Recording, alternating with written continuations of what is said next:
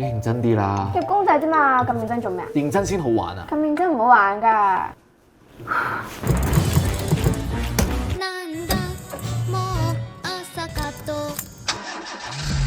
條友真係唔識㗎喎，唔啱聽嘅説話，你想唔想聽？講。啱啱睇完你嘅 P 卡話，我發現咗啲嘢。你唔覺得你每次落爪收爪都唔自然嘅咩？雖然你隻三爪爪力高，不過活塞肌肉套好重，迷你肌咁少空間，你每次移收就一定推頭。尤其係最後甩打出貨嗰下，你每次都攞唔到最高嘅路線。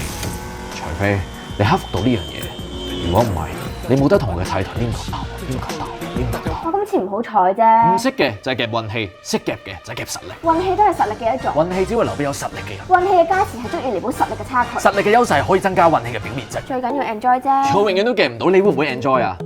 要夾到就要認真。笑死！你夾到你咩？咁睇下邊個夾到先咯。唔係咁都要鬥快咁搞笑啊！我唔係搞笑。為了出貨獻出心臟，讓世界感受認真吧。之呼吸，實力之訊。高高運氣高。有似你啊！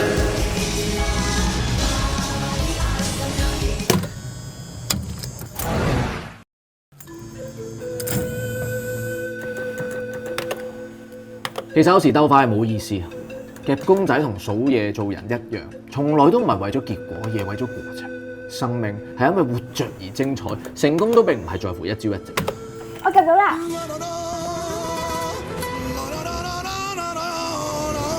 講笑，都係差少少。